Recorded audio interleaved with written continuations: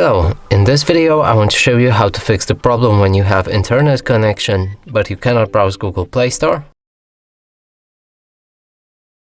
So if we try to install any game, it will be in the pending state and won't download. Never.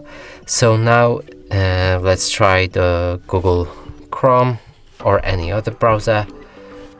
Reload this page and there's an error. So to fix this, move to your settings, find the system at the bottom of the settings.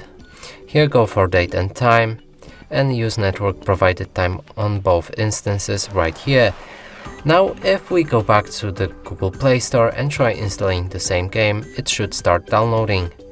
If not, we might need to restart the Google Play Store, but as you can see it works fine. The same as with Google Chrome, reload that same page. And also no problem. And that's it for this video. Hope you like it. Please consider subscribing to our channel, leave a like and a comment below.